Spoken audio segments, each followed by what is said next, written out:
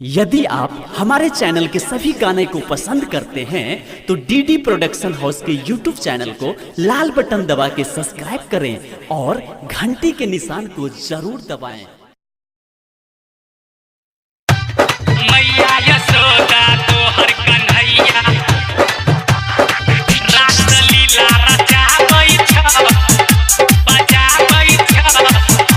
Presented by DD Production House, Sakri. पंखत पर बजाबै छ।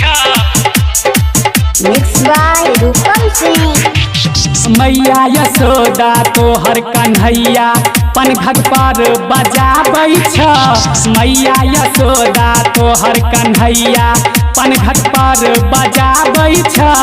सब गोपियन के मुरली धुन पर, सब गोपियन के मुरली धुन पर कान्हा तोहर नचाबै छ। गोकुल के सब गोपियन के संगे रास लीला रचाबै छ। मैया यशोदा तोहर कन्हैया मैया यशोदा तोहर कन्हैया DJ Sumit Satish. रास लीला रचाबै छ। DD Production House, Sakri. Mixed by Rupam Singh. सब गोपियन के पीछे पड़ को प्यार के जाल बिछाबै छ हो, प्यार के जाल बिछाबै छ। मिल के 10 गो संगी साथी, मिल के 10 गो संगी साथी खूब शोर मचाबै छ। मैया यशोदा तोहर कन्हैया पनघट पर बजाबै छ। मैया यशोदा तोहर कन्हैया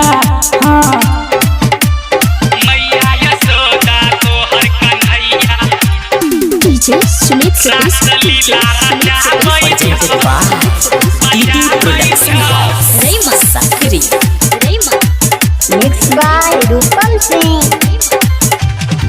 संदीप संगे जाके सबके घर से माखन चोराबै छ। घर से माखन चोराबै छ। कहै छ धन श्याम सिंह, कहै छ धन श्याम सिंह गुस्सा हमरा चढ़ाबै छ। मैया यशोदा तोहर कन्हैया गोपी सबके चिढ़ाबै छ।